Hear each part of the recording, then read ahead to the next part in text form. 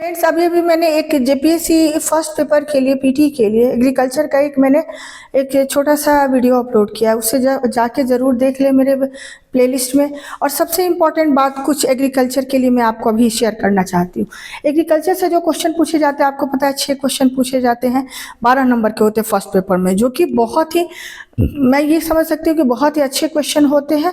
और उसमें जो प्रॉब्लम क्रिएट करता है वो जो क्वेश्चन होता है वो जेनेटिक लेवल से, क्रॉप के जेनेटिक लेवल से क्वेश्चन पूछा जाता है, उनके जीन का नाम पूछा जाता है। वहाँ थोड़े से वो हार्ड लेवल से क्वेश्चन हो जाता है। अदरवाइज जितने भी क्वेश्चन होता है बहुत थोड़ी सी प्रैक्टिस की ज़रूरत है। आपको एरियाज पता होने चाहिए कि कहाँ कहाँ से वो क्वेश्चन पूछे जाएंगे। तो कुछ एरियाज तो मैंने आज आपको बताया है, बाकी एरियाज मैं बताती जाऊँगी। 3 से 4 में वीडियोज़ अपलोड करने वाली हूँ। और उसके अलावा मैं आपको 100 क्वेश्चन या ये कहें कि 70 या फिर 100 क्वेश्चन मैं आपको करा दूंगी। इतनी प्रैक्टिस करा दूंगी कि आपके लिए ईजी हो जाएगा उन क्वेश्चन को करना। ठीक है, निगेटिव मार्किंग नहीं है, तो इसलिए आपको सारे अटेम्प्ट करने हैं क्वेश्चन के। उसके बाद से आते हैं कि सबसे जो ज़्यादा क्वेश्चन पूछे जाते हैं, एक जो टॉपिक है वहाँ से 2 क्वेश्चन जनरली नहीं पूछे जाते हैं, 6 क्वेश्चन पूछने हैं। तो उसमें जो सबसे ज़्यादा क्वेश्चन पूछे जाते हैं उसके एरियाज कुछ मैं आपको अभी थोड़े से मैं बता देती हूँ, वो आप पढ़ के भी रखेंगे। देखिए, अगर आप ये सोचते हैं कि टोटल कोई पढ़ा दे और आप क्वालिफाई कर जाए, तो किसी भी एग्जामिनेशन के लिए ये पॉसिबल नहीं है। कोई भी अगर आपसे ये कहता है तो फिर आप मान के चलिए कि फिर सिलेक्शन मुश्किल है। तो सबसे पहले आप जितने क्रॉप्स, इंपॉर्टेंट क्रॉप्स जो हैं, चाहे वो कमर्शियल क्रॉप्स हों, रबी क्रॉप्स हों या फिर खरीफ हों, 3 ही कैटेगरीज होती हैं मेन, और जायद एक चौथी कैटेगरी होती है।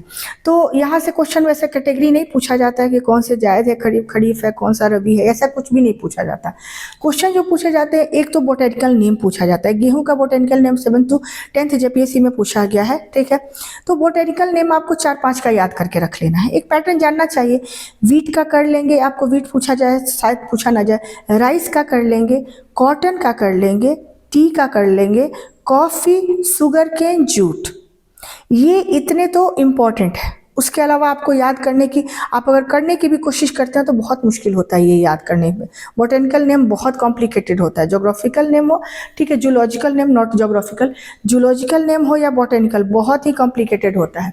उसके बाद से जो क्वेश्चन पूछे जाते हैं उसमें मेन जो क्वेश्चन होते हैं वहाँ से पूछे जाते हैं कि आपको एक वो आइडियल कंडीशन पूछा जाता है किसी भी क्रॉप के कल्टीवेशन का। जैसे कि यूपीएससी का भी ये फेवरेट क्वेश्चन है, वहाँ से पूछे जाते हैं 4-5 पॉइंट्स आपको जानने हैं। सबसे पहले जैसे टी का ले लिया, कल्टीवेशन का कंडीशन पूछा जाता है, तो सबसे पहले उसके रीजंस पूछे जाते हैं। किस रीजन में इनकी कल्टीवेशन, आइडियल कल्टीवेशन के लिए रीजन कौन सा होगा, ट्रॉपिकल होगा, सब ट्रॉपिकल होगा। उसके बाद इसका टेम्परेचर पूछा जाता है। आइडियल एक रेंज लिया जाता है टेम्परेचर का, 25 से 27 डिग्री का लगभग होता है, तो वो एक रेंज लिया जाता है आइडियल। तीसरी बात, उसका एल्टीट्यूड पूछा जाएगा, किस हाइट पे इसकी अच्छी कल्टीवेशन हो सकती है। तो चाय के लिए पता है आपको एल्टीट्यूड हाई होना चाहिए। और उसके बाद प्रेसिपिटेशन पूछा जाता है, वर्षा का पानी जो पूछा जाता है, वहाँ कितनी वर्षा होनी चाहिए अच्छी कल्टीवेशन के लिए। तो टी के लिए पानी तो बहुत चाहिए, बारिश का बहुत ज़्यादा चाहिए, लेकिन वहाँ रुकना नहीं चाहिए, स्टैग्नेंट वाटर नहीं होना चाहिए। जैसे राइस के कल्टीवेशन में क्या होता है, स्टैग्नेंट वाटर चाहिए, बहुत लंबे समय तक ठहरा हुआ पानी चाहिए, लोलैंड चाहिए, या फिर कभी कभी तो टेरेन बना के भी राइस की कल्टीवेशन होती है। चाइना में जनरली जो साउथ का है ना, रेड सॉइल के आसपास का जो एरिया है पूरा साउथ चाइना, वो है राइस के कल्टीवेशन के लिए वर्ल्ड फेमस है। तो वहाँ तो उन्होंने बना दिया है, अदरवाइज आपको प्लेन चाहिए। ठीक है, तो दूसरी बात, उसके बाद जो क्वेश्चन पूछा जाता है, ये पूछने के बाद आपका उसका बोटेनिकल नेम पूछा जा सकता है। ये 4-5 होते हैं किसी भी उसके बाद कभी कभी टाइप पूछा जाता है। जैसे कि कॉफ़ी के 3 टाइप होते हैं, तो इंडिया में कौन सा है, रोबस्टा सबसे ज़्यादा है कि अरेबिका है, ये सब चीज़ें पूछे जाएंगे, बोटेनिकल नेम कर लेंगे। उसके बाद जो क्वेश्चन पूछे जाएंगे वो कुछ डिजीज से रिलेटेड होंगे। जो क्रॉप्स के डिजीज एक कॉमन डिजीज होते हैं, हालांकि 7th to 10th जेपीएससी में पूछा गया है कि मूंगफली का सबसे घातक जो होता है लीफ टिक्का होता है उसका। ठीक है, तो कुछ मैं करीब 10-15 डिजीज की बता दूंगी, उससे ज़्यादा पढ़ेंगे तो फिर कंफ्यूजन क्रिएट हो जाएगा, वो बता दूंगी। उसके बाद आपको लिस्ट इंपॉर्टेंट जो है वहाँ से मैं आपको लिस्ट करा दूंगी, आपको प्रैक्टिस करा दूंगी। मोस्ट प्रोबेबली आज भी मैं वीडियो डालूंगी, कल तक इसको कोशिश करती हूँ कि इस पूरे टॉपिक को अच्छे से आपको पूरा क्लियर कर ले, ताकि आपको वहाँ प्रॉब्लम नहीं हो। उसके बाद से जो नेक्स्ट होगा वो हमारा होगा न्यूट्रिएंट्स जो होता है, न्यूट्रिशन जो होता है, जिसमें कोई भी अगर फसल है, ठीक है, तो उसके कौन कौन से डिजीज होते हैं।